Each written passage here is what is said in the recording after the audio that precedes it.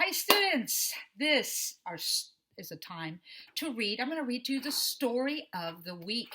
This is a great story this week. It is called Mole and the Baby Bird.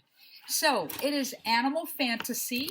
That is our genre this week, and that's what you're writing about too in your writing part of your lesson this week, where you make up a story, and it's about animal fantasy, where the animals do things that they wouldn't ordinarily do, but it's fantasy, it's fiction, okay? So here, this is summarized. I want to show you these three very important words that help you to kind of look at the story and help you to remember some things about it so that you could actually tell other people what the story was about, okay? Summarize means that what are the most important events? So as we're reading the story, what are the most important things that happen? The other one is visualize.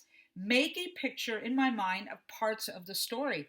So it's kind of like you're reading the story and you're taking a little picture in your mind of the story to help you remember it. And then next is sequence. And sequence is basically the order of the story. What happens first, next, and then last.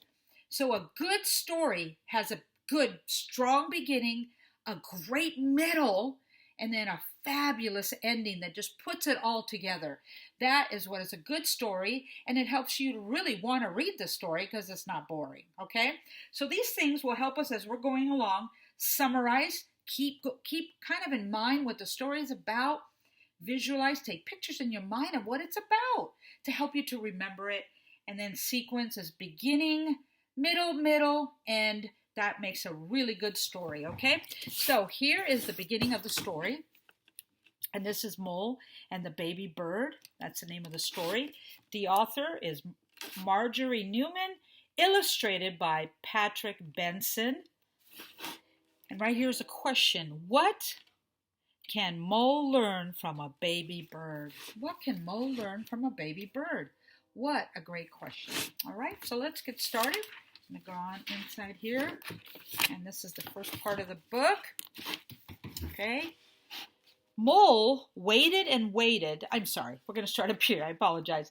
Mole found a baby bird. It had fallen out of its nest. Oh no. And he looked around and he didn't see anybody there. He waited and waited, but no big bird came to help it. So Mole took the baby bird home. I wonder why he wanted to take it home. Maybe he just wanted to help it. Didn't have a home, didn't have a mom or a dad.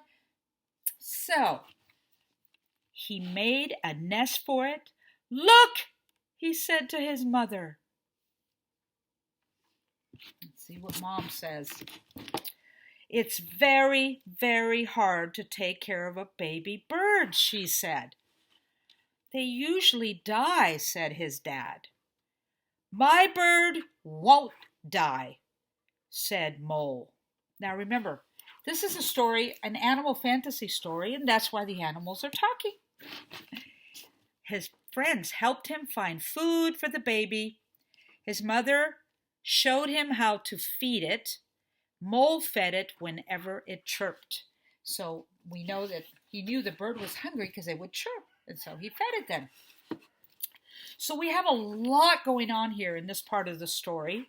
We see that Mole brought the bird home, and Mom and Dad were not really that excited about it because they also know that birds are not really, those kind of birds can't really necessarily maybe be a pet for you at home. But Mole sure was starting to like his new bird. Okay, so let's turn the page. Remember, you're visualizing, taking some pictures in your mind of the story, of the scenes in the story, and summarizing in your mind what's happened so far. That's really important in the story. And the bird didn't die. It grew. It's my pet bird, said Mole. It's not a pet bird. It's a wild bird, said his mother. Do you think he's getting real close to the bird? I think he is. The bird fluttered its wings. When it fluttered its wings, what do you think that means? Let's find out. Your bird is trying to fly, said his mother. No, cried Mole. It mustn't fly. So let me ask you, boys and girls, why do you think Mole doesn't want it to fly? Think about that. Mole found some wood and some nails. He borrowed his dad's toolbox. Oh, what is Mole up to? I wonder what he's up to. Why he would need a toolbox, why he would need some wood. It's not a pet bird, it's a wild bird, said his dad. You should let it fly. No, cried Mole. There's one of our spelling words.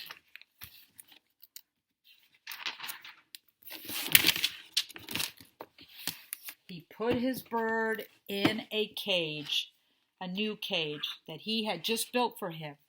The bird was sad. Boys and girls, why do you think it was sad? I wonder why it was sad. Mole's mother was sad too. Wonder why she's sad. But Mole kept his bird because he loved it. There's another one of our spelling words. Then Granddad came to visit. He looked at Mole's pet bird. Presently, Granddad said, "Let's go for a walk." Little Mole, wonder why he wants to go for a walk with Mole. Now, back here, we have Mom and Dad saying that, or Mom saying that she's sad too. Why do you think she's sad? Look at the cage. The bird is stuck in there. Maybe she's sad because the bird is stuck in the cage and he's supposed to be somewhere else. Granddad took Mole to the top of a high hill overlooking the beautiful valley there. Mole looked down at the trees far below. Isn't that a beautiful sight? You see the birds flying. What do you think his granddad's trying to teach him? What do you think his granddad's trying to show him? Let's find out. And remember, we're summarizing, remembering the important events of the story so far, visualizing, making a picture in our mind of those scenes that we really liked in the story so far. And now we already read the first part. We read a next part, a next, and now we're kind of coming to, let's see, we might be coming to the end of the story. So as they were sitting there, he felt the wild wind trying to lift him up. Whee! I'm flying, cried Mole. Nearly, said Granddad. He's trying to fly. See right there? He's trying to make, whoo! When Mole got home, he looked at his bird. It was sitting very still in its cage in Mole's dark underground room. Birds are meant to fly, said Mole. What happened? It looks like he had a change of mind. First, he wanted to keep his bird in the cage, and then he went on a walk with Granddad, and he changed his mind. This week's our writing story is about us changing our mind about something and having to look at life differently, view it differently than maybe we had before. Sometimes we have to change. And Mole, he had a change of heart. He really did. He wanted to keep the bird in the cage and he wanted him to be his little pet. But we find out that Mole realized that birds are meant to fly.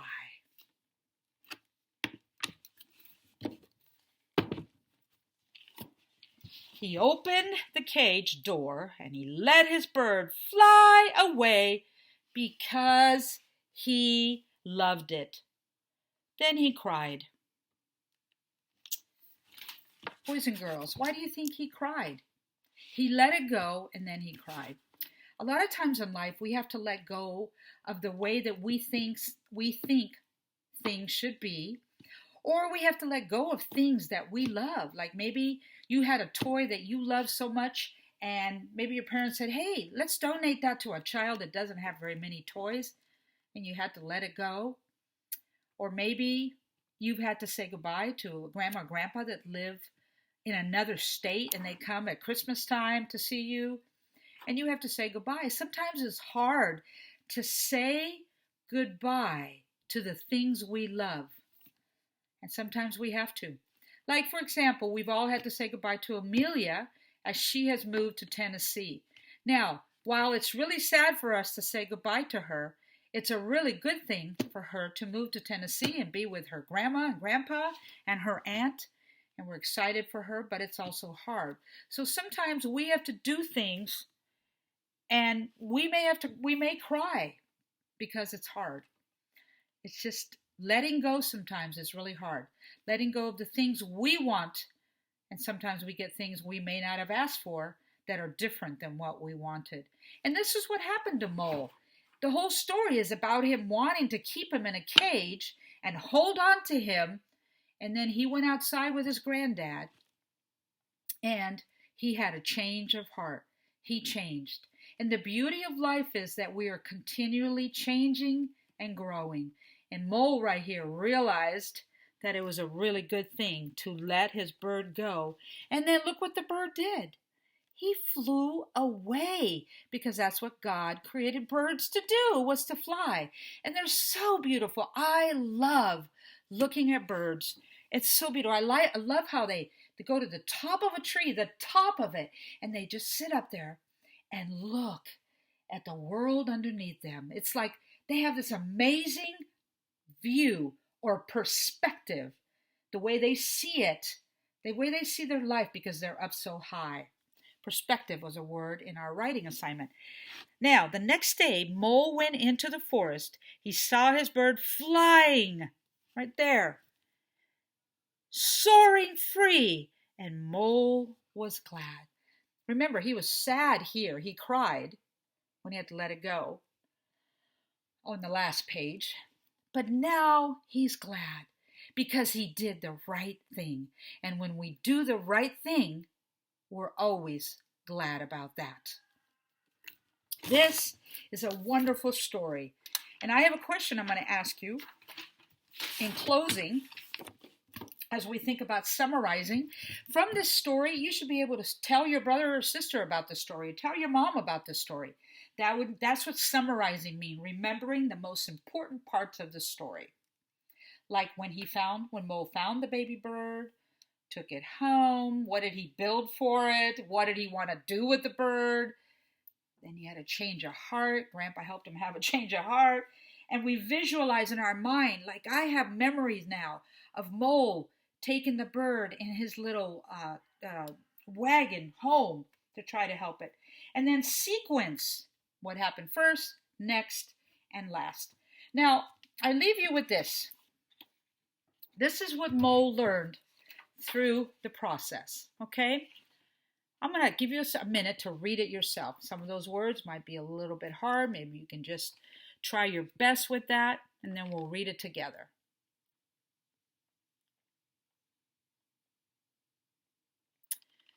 So Mole learned to think about what is good for his pet instead of just what he wanted. So sometimes in life, we have to think about what's good for others, not just what's good for us, right? At home with our mom and dad, if they ask you to help around the house, that helps your parents, and that's what's good for them. And so we do it to help them. Maybe they'll ask you to play with your baby brother or baby sister, and you don't want to, but it would help mom and dad if you did that, and it would be a real blessing to your brother or sister, so you do it. And you do a nice job of doing that because you love your mom and dad. There could be other things that we are always wanting to think about what's good for others, not just for us. So in this story, Mole learned to think about what is good for his pet instead of just what he wanted. Because Mole wanted to keep that pet in a cage, right? And it can't be in a cage because birds were created by God to fly. Well, that is our story for this week. I hope you enjoyed reading it as much as I did. And sometimes stories are trying to give us a message. They're trying to teach us something about life. And this story, The Mole and the Baby Bird, I think did a good job of teaching us something today, that we don't just think about ourselves, but we think about what's good for others too. All right, until next time, I love you. Bye.